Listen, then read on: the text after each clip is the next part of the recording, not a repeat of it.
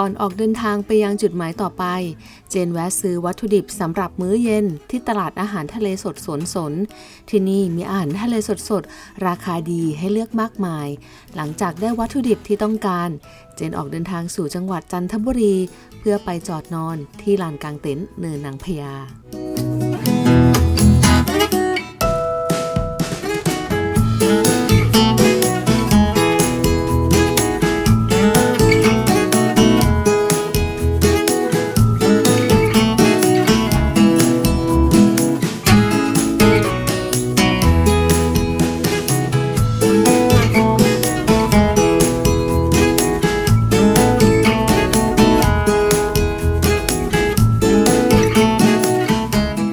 นางพญามีถนนเลียบชายฝั่งที่สวยงามและจุดชมวิวที่เห็นวิวทะเลจากบนยอดเขาแบบ180องศา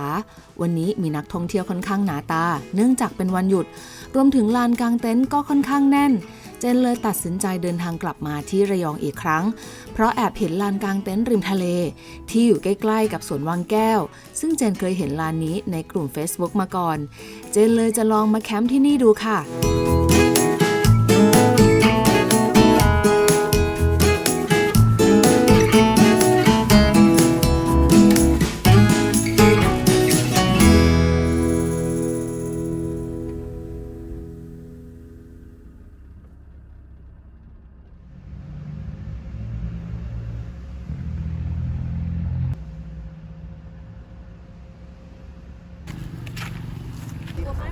ไม่เป็นไรไม่เจ็บ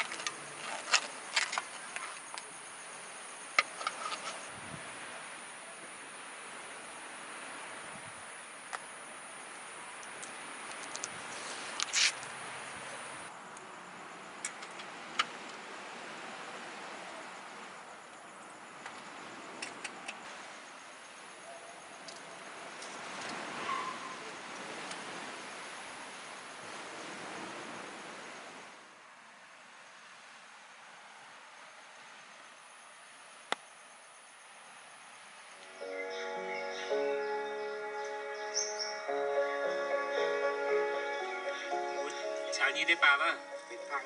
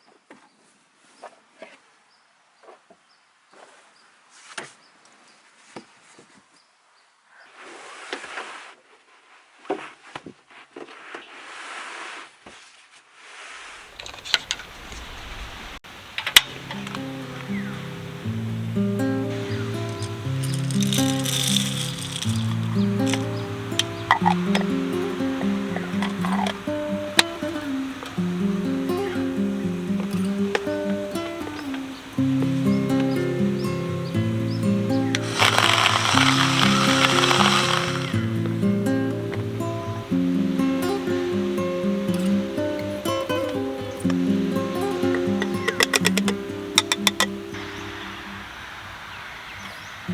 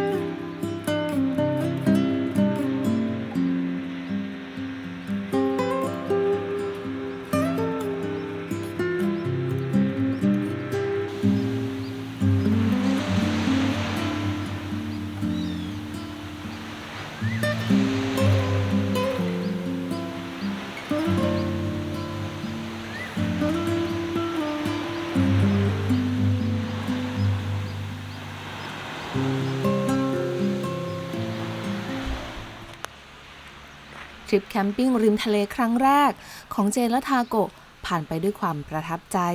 ทริปนี้ทำให้เจนเข้าใจประโยคที่คุ้นเคยที่ว่าขอไปนั่งโง่ๆริมทะเลซึ่งอยากจะบอกเลยว่ามันดีมากมันเหมือนเราได้พักสมองพักความคิดพักร่างกายเหมือนเราได้รับการบำบัดจากสายลมและคลื่นทะเลเจนหลงเสน่ห์ของทะเลเข้าแล้วสิแล้วจะกลับมาหาใหม่นะตอนนี้ขอกลับไปหาเขาก่อนขอบคุณสำหรับการติดตามรับชมแล้วเจอกันใหม่แคมป์หน้า Camping on Wheels แคมป์ติดล้อ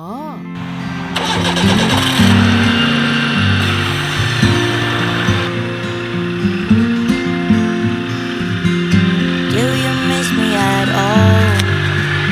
Do you think about the things we used to do? No, you couldn't stand tall. So why didn't you call? So many years has gone by, but I think about you all the time. Looks like you're changing and all